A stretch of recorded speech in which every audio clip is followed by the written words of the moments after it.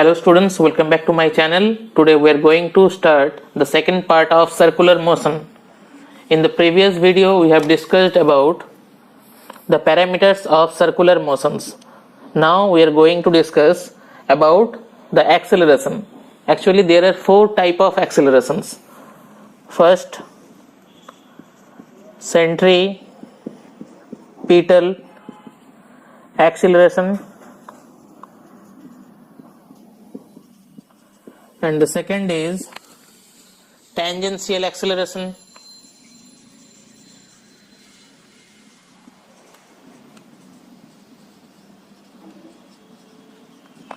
and the third one is net acceleration, and the fourth one is angular acceleration. तो previous class को कुछ हम लोग revise कर लेते हैं. जब पैरामीटर्स पढ़े थे तब हम लोग कुछ रिलेशन फाइंड आउट किए थे. क्या है? A is equal to R theta. A क्या है? लीनियर डिस्प्लेसमेंट के साथ एंगुलर डिस्प्लेसमेंट का रिलेशन है. ए क्या है? V equal to R omega. A क्या है? एंगुलर वेलोसिटी के साथ एंगुलर वेलोसिटी का रिलेशन है. तीसरा क्या? ए इक्वल टू आर अल्फा. ए क्या है? एंगुलर एक्सेलरेशन के साथ लीनियर एक्सेलरेशन का रिलेशन. तो तीनों चीज हम लोग पढ़ चुके थे पहले वीडियो में. ठीक है, तो आज हम एक एक करके हर एक एक्सेलरेशन के बारे में जानेंगे. ठीक है ना. सबसे पहले हम लोग स्टार्ट करेंगे relation between angular and linear acceleration. अभी देखो ए पिक्चर को बहुत ही अच्छे से गौर करो. तो यहाँ पे क्या दिया हुआ है? एक सर्कुलर पाथ है और एक क्या है? एक फिक्स्ड पॉइंट है और एक क्या है? पार्टिकल है. तो ये पार्टिकल का वेलोसिटी का डायरेक्शन हमेशा सर्कुलर पाथ जो है उसका टेंजेंशियल होगा. और एक कौन सा एक्सेलरेशन है? सेंट्रीपिटल एक्सेलरेशन, जो हमेशा सेंटर की तरफ लगेगी. और एक कौन सा एक्सेलरेशन है? टेंजेंशियल एक्सेलरेशन, जो हमेशा वेलोसिटी जिस तरफ है उसी तरफ रहेगी. ठीक है, हम लोग जानते हैं लीनियर वेलोसिटी और एंगुलर वेलोसिटी का बीच का जो रिलेशन है वो है ए वाला. ठीक है, मतलब v equal to omega cross R. ठीक है, ये वेक्टर फॉर्म है. तो अभी हम लोग यहाँ पे देखो जो v है वो क्या है? टेंजेंशियल वेक्टर है. मतलब वेलोसिटी यहाँ पे टेंजेंशियल वेक्टर. ओमेगा क्या है? ओमेगा कहाँ पे होता है? हमेशा एक्सिस का ऊपर होता है. So it is a axial vector. ठीक है, और आर क्या है? रेडियस, मतलब रेडियल वेक्टर हम लोग इसको कहते हैं. तो आर का डायरेक्शन किस तरफ है? देखो बाहर की तरफ है.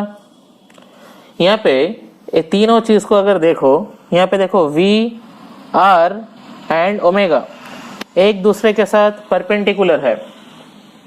तो यहाँ पे हम लोग बोल सकते हैं three vectors are mutually perpendicular to each other. ठीक है, यहाँ पे देखो वेलोसिटी और रेडियस दोनों प्लेन में है और एक क्या है? प्लेन के साथ परपेंडिकुलर है. ठीक है ना. तो यहाँ पे अभी इसको हम लोग डिराइव करेंगे. देखो कैसे करके डिराइव करते हैं. हम लोग जानते हैं एक्सेलरेशन मतलब क्या? dv dt. ठीक है, अभी देखो v को हम यहाँ पे लिख सकते हैं ओमेगा क्रॉस आर. ठीक है, तो देखो यहाँ पे इसको हम ऐसे लिख सकते हैं D omega D T cross R plus ये डेरिवेटिव का फॉर्म है यूवी मेथड। ठीक है, तो यहाँ पे देखो omega cross D R D T लिख सकते हैं, ठीक है ना। तो यहां से देखो क्या लिख सकते हैं, डी ओमेगा डी टी, इसको हम लोग अल्फा कह सकते हैं, मतलब angular acceleration cross R vector, plus यहां पे देखो क्या है, omega cross D R D T, D R D T मतलब क्या है, v हो गया। तो यहां पे देखो एक्सेलरेशन इक्वल टू क्या हो गया हमारा, अल्फा क्रॉस आर, ये कौन सा एक्सेलरेशन है, टेंजेंशियल एक्सेलरेशन है,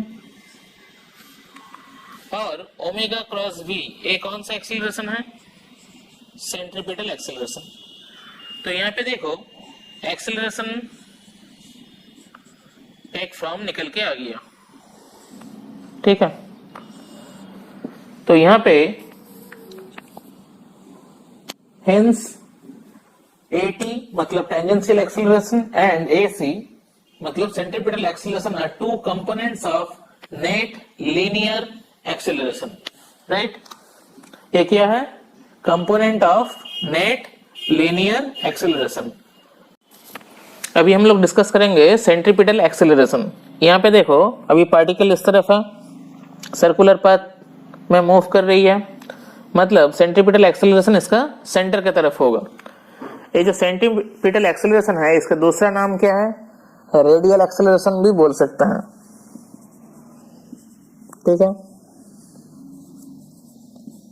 तो सेंट्रीपिटल एक्सेलरेशन जो है वो सर्कुलर मोशन के लिए रिस्पॉन्सिबल है, मतलब सेंट्रीपिटल एक्सेलरेशन इज रिस्पॉन्सिबल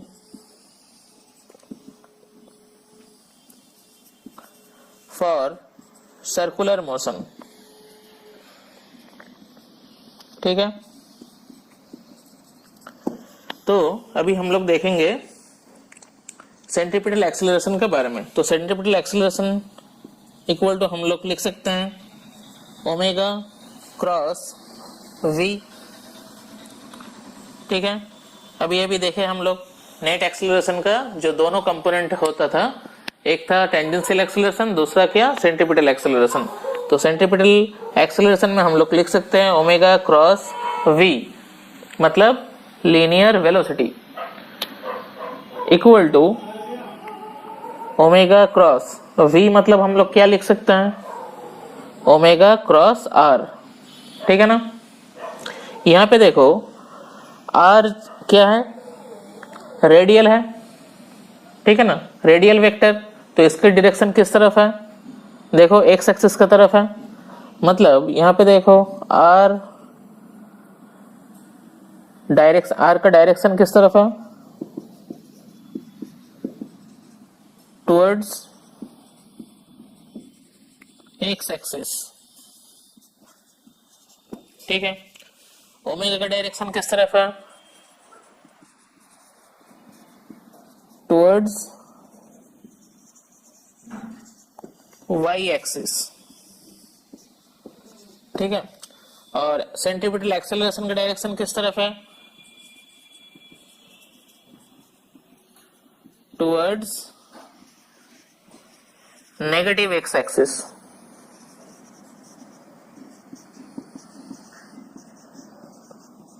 ठीक है। अभी यहां पे देखना है ये जो ओमेगा है, ठीक है, ओमेगा का डायरेक्शन किस तरफ है, तो वाई के तरफ है, वाई एक्सिस का तरफ, मतलब ये क्या होगा, जे कैप क्रॉस ओमेगा किस तरफ, फिर से यहाँ पे लिखो जे कैप क्रॉस आर किस तरफ है, टुवर्ड्स एक्स एक्सिस, मतलब positive x axis, positive x axis मतलब आई। अभी हम लोग जानते हैं क्रॉस प्रोडक्ट में जे क्रॉस आई क्या होता है, जे कैप क्रॉस आई कैप होता है माइनस के कैप, ठीक है। तो जे क्रॉस माइनस के कैप क्रॉस प्रोडक्ट में क्या होता है, माइनस आई कैप। तो एक्सेलरेशन का direction towards negative x axis कैसे हुआ, देखो यहाँ पे माइनस आई मतलब इस तरफ टुवर्ड्स द सेंटर, मतलब ए वाला है सेंट्रीपिटल एक्सेलरेशन का डायरेक्शन। तो सेंट्रीपिटल एक्सेलरेशन का डायरेक्शन क्यों अंदर की तरफ होता है, प्रूफ कर दिया वेक्टर फॉर्म से, ठीक है ना। तो यहाँ पे देखो हम लोग अभी देखेंगे इसका मैग्नीट्यूड क्या है, मतलब सेंट्रीपिटल एक्सेलरेशन का मैग्नीट्यूड क्या है देखेंगे। मैग्नीट्यूड ऑफ सेंट्रीपिटल एक्सेलरेशन, तो यहाँ पे लिख सकते हैं, यहाँ पे देखो ओमेगा और ए जो पार्टिकल है, ए पार्टिकल का वेलोसिटी तो टेंजेंशियल होगा, मतलब ओमेगा और वी का बीच का एंगल क्या होगा 90 degree. So we can write V omega V sine 90, ठीक है। साइन 90 का वैल्यू क्या है 1, सो यहाँ पे लिख सकते हैं omega V, omega V, omega मतलब क्या लिख सकते हैं वी बाई आर, सो यहाँ पे लिख सकते हैं वी स्क्वायर बाई आर, ठीक है। तो इतना सारा इसका फॉर्मूला हो सकता है। अगर ये तो इसका मैग्नीट्यूड हुआ, अगर इसका वेक्टर फॉर्म लिखने बोले तो ए सी इक्वल टू हम लोग लिख सकते हैं V square by R minus of R cap vector, ठीक है। यह है इसका वेक्टर फॉर्म। तो समझ में आया सेंट्रीपिटल एक्सेलरेशन क्या होता है।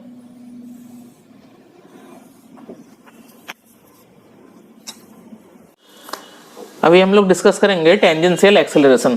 तो पहले ही हम लोग जान चुके थे, जब नेट एक्सेलरेशन हम लोग पढ़े थे वहां से हम लोग जानते हैं टेंजेंशियल एक्सेलरेशन इक्वल टू हम लोग लिख सकते हैं अल्फा क्रॉस आर, मतलब angular acceleration cross R vector, मतलब रेडियल वेक्टर लिख सकते हैं। यहां पे देखो अल्फा का डायरेक्शन क्या है और ओमेगा का डायरेक्शन क्या है, एक ही तरफ है, मतलब ओमेगा और अल्फा का डायरेक्शन है on the axis of rotation पे, ठीक है। और यहाँ पे देखो वेलोसिटी और टेंजेंशियल एक्सेलरेशन दोनों का डायरेक्शन किस तरफ है, इस पॉइंट के टेंजेंट, ठीक है, मतलब टेंजेंशियल है, मतलब दोनों का ही डायरेक्शन सेम है, ठीक है। या तुम कह सकते हो दोनों एक दूसरे के साथ क्या है पैरेलल टू ईच अदर है। तो यहाँ पे देखो अल्फा और आर एक दूसरे के साथ कितना एंगल कर रहा है 90 डिग्री एंगल कर रहा है।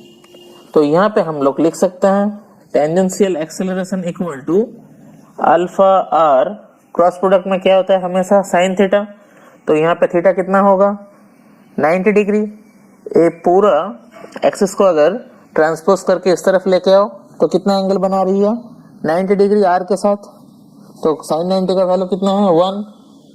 तो tangential acceleration equal to alpha R हो गया। जब हम लोग पैरामीटर्स पढ़े थे तब हम जब रिलेशन फाइंड आउट किए थे ए इक्वल टू आर अल्फा, मतलब एंगुलर एक्सेलरेशन के साथ लीनियर एक्सेलरेशन का जो रिलेशन था वो एक्चुअली क्या था टेंजेंशियल एक्सेलरेशन ही था। समझ में आया। तो यहाँ पे तुम लिख सकते हो टेंजेंशियल एक्सेलरेशन का जो डायरेक्शन होगा is along the direction of motion, मतलब v वेक्टर का डायरेक्शन जिस तरफ होगा टेंजेंशियल एक्सेलरेशन का डायरेक्शन भी उसी तरफ ही होगा, ठीक है। और क्लियर है। तो टेंजेंशियल एक्सेलरेशन जो है ये टेंजेंशियल एक्सेलरेशन किसके लिए रिस्पॉन्सिबल है, तो tangential acceleration is responsible for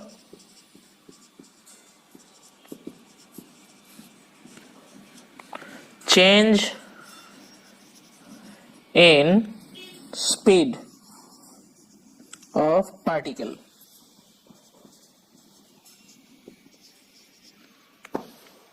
ठीक है। मतलब its magnitude is rate of change of speed of the particle. Clear हो गया। तो यहां पे हम लोग बोल सकते हैं on circular path with constant speed tangential acceleration is 0। ठीक है, तो यहां पे एक इंपॉर्टेंट नोट लिख सकते हो, on circular path with constant speed tangential acceleration is 0। ठीक है, अभी हम लोग को कुछ चीज को बहुत ही अच्छे से गौर करना है और बहुत ही अच्छे से कुछ चीज ऑब्जर्व करना है। जैसे एक क्या है, वेलोसिटी वेक्टर। ठीक है, मॉड अगर v लिखा जाए, इसको हम लोग कह सकते हैं मैग्नीट्यूड ऑफ वेलोसिटी। ठीक है, मैग्नीट्यूड ऑफ वेलोसिटी क्या है, हम लोग उसे बोल सकते हैं स्पीड। ठीक है ना, तो अभी यहाँ पे सेंट्रीपिटल एक्सेलरेशन और टेंजेंशियल एक्सेलरेशन में मेन डिफरेंस क्या है?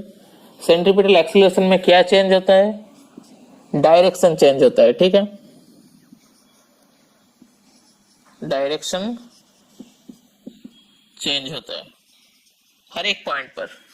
पकड़ लो, एक सर्कुलर पाथ है, तो ए पॉइंट का वेलोसिटी का डायरेक्शन जो होगा, ए पॉइंट का वेलोसिटी का डायरेक्शन जो होगा, ए पॉइंट पे जो होगा, हर एक पॉइंट का वेलोसिटी का डायरेक्शन देखो चेंज हो रहा है। Centripetal acceleration is responsible for change in direction. अभी देखो टेंजेंशियल एक्सेलरेशन क्या है? टेंजेंशियल एक्सेलरेशन में जो मेन चीज होता है वो क्या होता है? मैग्नीट्यूड चेंज होता है, किसका? वेलोसिटी का। ठीक है, मतलब यहाँ पे हम लोग बोल सकते हैं मैग्नीट्यूड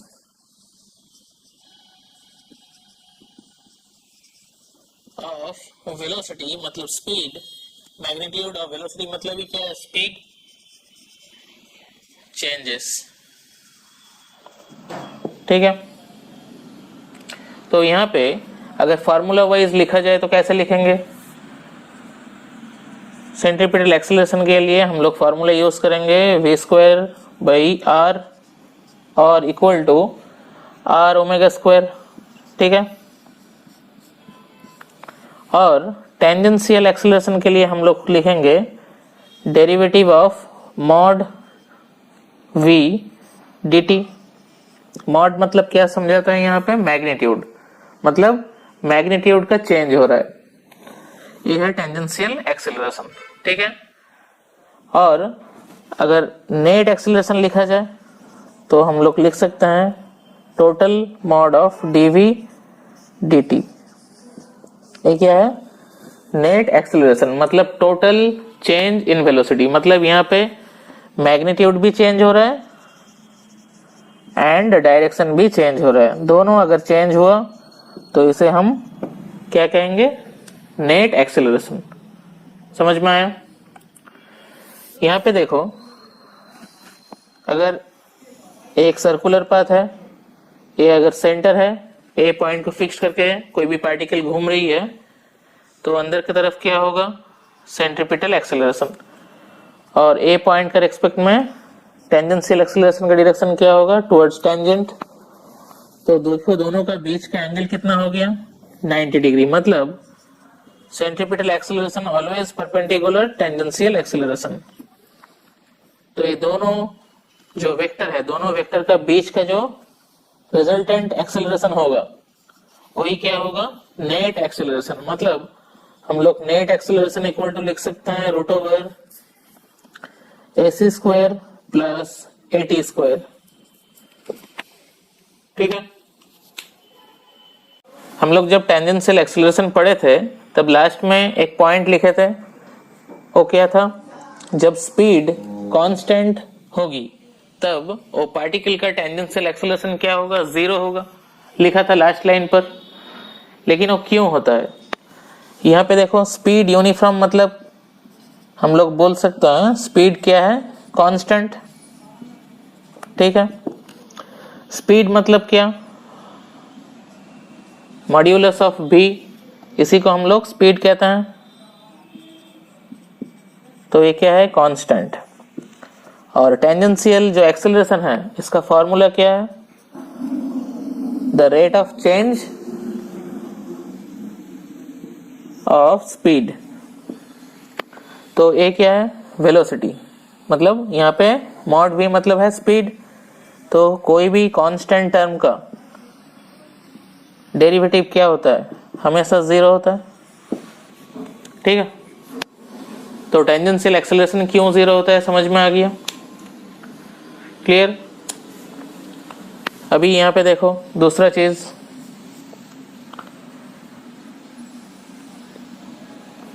ये अगर कोई भी एक फिक्स्ड पॉइंट है और एक क्या है? Circular path.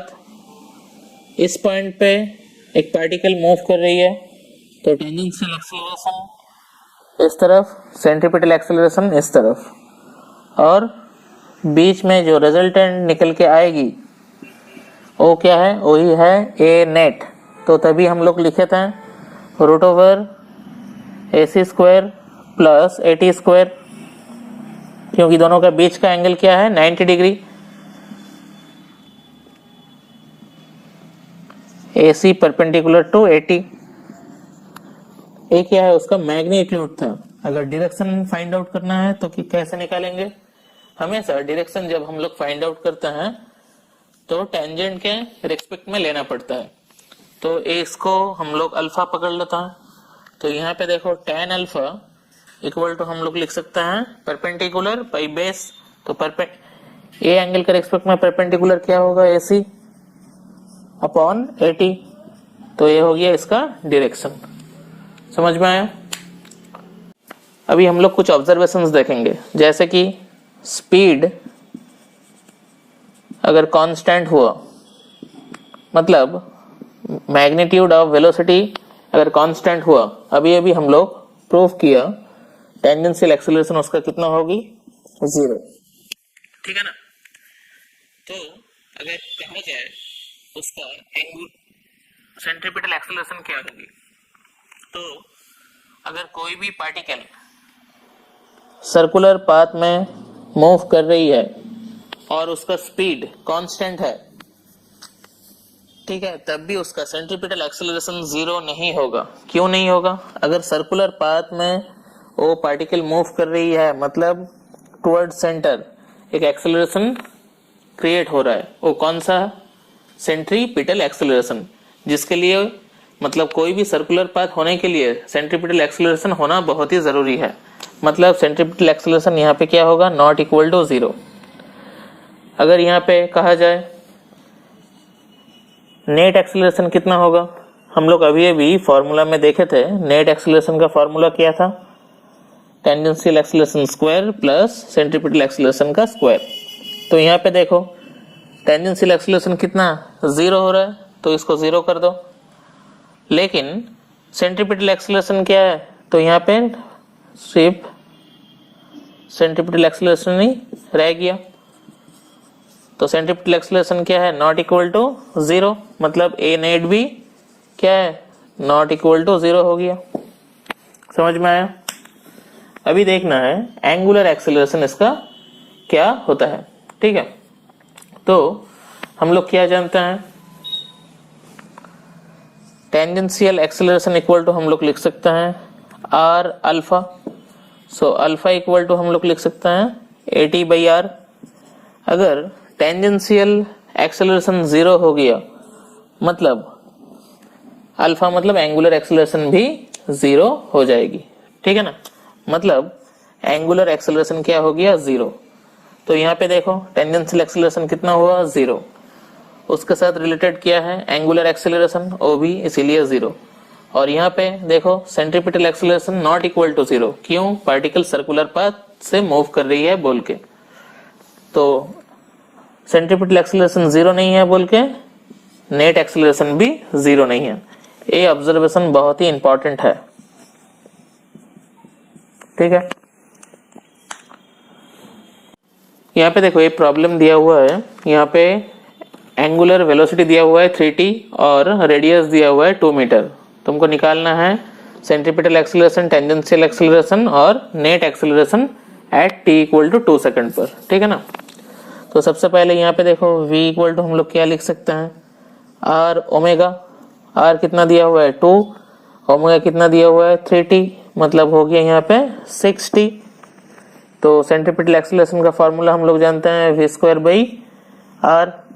तो यहाँ पे v स्क्वायर कितना है 6t, उसका होल स्क्वायर बाई r कितना है 2, तो यहाँ पे हो गया 36 t स्क्वायर बाई 2, मतलब हो गया 18 t स्क्वायर, ठीक है ना। तो 18 t स्क्वायर कितना हो गया at t equal to 2 second पर, 18 इंटू 2 स्क्वायर मतलब 4, 18 4 जा 72 मीटर पर सेकंड स्क्वायर, ठीक है।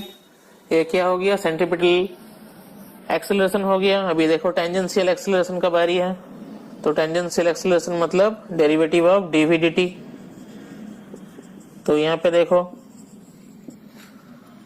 v कितना है 60, तो हो गया यहाँ पे 6, तो टेंजेंशियल एक्सीलरेशन कितना हो गया यहाँ पे 6। तो अभी निकालना है a नेट, निकालना है a नेट का फॉर्मूला क्या है, root over ac square plus 80 square. तो यहाँ पे देखो ac कितना है 72 स्क्वायर प्लस 6 स्क्वायर, ये फाइंड आउट करना सही, क्या निकल के आ गया नेट एक्सीलरेशन, ठीक है ना। यहाँ पे देखो दिया है v इक्वल टू 2t और r इक्वल टू 9m। यहाँ पे निकालना है तीनों acceleration at t equal to 3 second पर, ठीक है। तो यहाँ पे देखो v इक्वल टू क्या है 2t, 3 सेकंड पर मतलब 2 इंटू 3 मतलब 6। तो यहाँ पे देखो सेंट्रीपिटल एक्सीलरेशन का फॉर्मूला क्या है v स्क्वायर बाई r।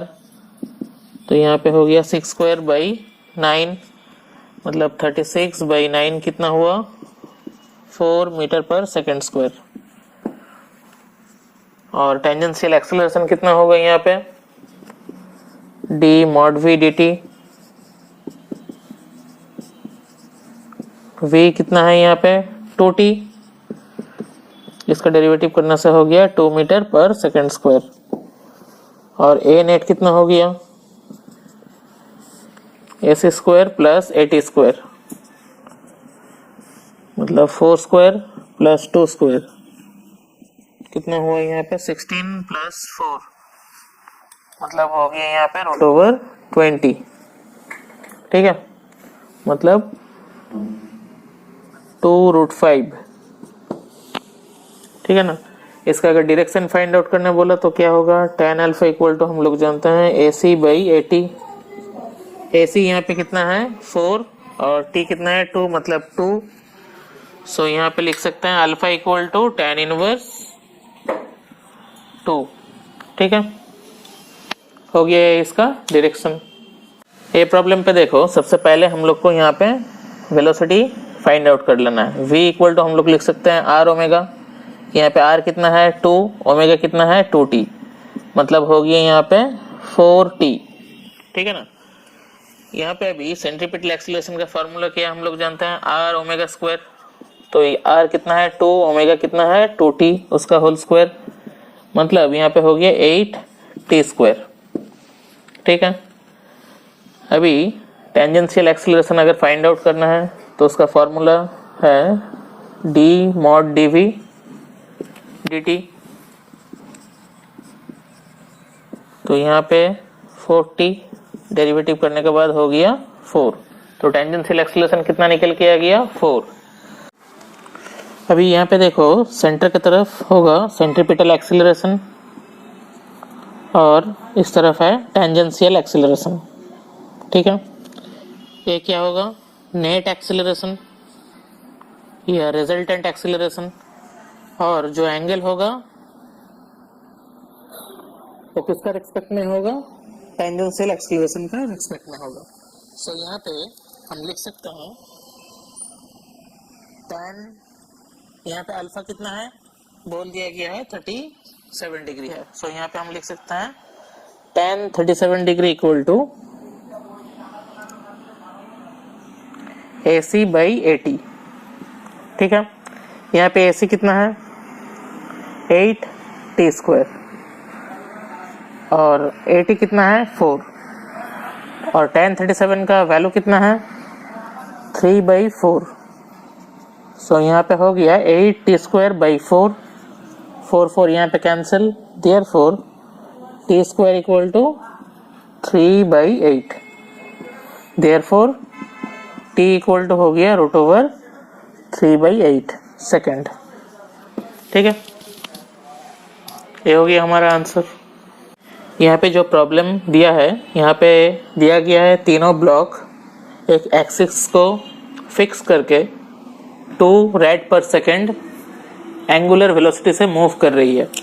ठीक है, और ये जो रोटेशन ऑफ एक्सिस है इससे 1 kg जो ब्लॉक है इसका डिस्टेंस है 1 मीटर और एक्सिस ऑफ रोटेशन से 2 kg ब्लॉक का डिस्टेंस है 2 मीटर और 3 kg ब्लॉक का डिस्टेंस है 3 मीटर। हमको यहाँ पे कैलकुलेट करना है टेंशन इन द स्ट्रिंग, मतलब हर एक स्ट्रिंग में टेंशन कितना हो रहा है वो मेरे को फाइंड आउट करना है। ठीक है, तो यहाँ पे देखो सर्कुलर मोशन से ये तीनों ब्लॉक घूम रही है, मतलब यहाँ पे सेंट्रीपिटल फोर्स क्रिएट हो रहा है। ठीक है ना, तो यहाँ पे हम लोग सेंट्रीपिटल फोर्स इक्वल टू लिख सकते हैं mr ओमेगा स्क्वायर। ठीक है, यहाँ पे देखो 3 kg जो ब्लॉक है वो अंदर की तरफ जाना चाहेगी, मतलब यहाँ पे एक तो टेंशन होगा जिसका नाम दे दिया यहाँ पे हम T1। ठीक है, तो यहाँ पे हम लिख सकते हैं T1 इक्वल टू FC और FC मतलब क्या है mr ओमेगा स्क्वायर। ए ब्लॉक का मास कितना है 3 kg, एक्सिस ऑफ रोटेशन से ब्लॉक का डिस्टेंस कितना है 3 मीटर और ओमेगा कितना है 2 स्क्वायर। तो टोटल कितना हो गया यहाँ पे 3 3 = 9, 9 4 = 36 न्यूटन। मतलब ये जो स्ट्रिंग है इसका टेंशन निकल के आ गया, कितना हुआ 36। अभी देखना है दूसरा ब्लॉक, तो इसका फ्री बॉडी डायग्राम ड्रॉ करो।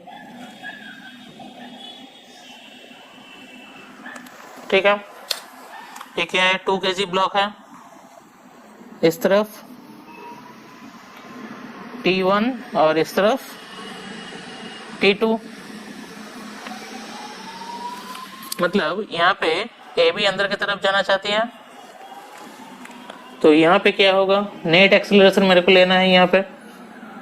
ठीक है ना, मतलब यहाँ पे FC equal to T2 minus T1।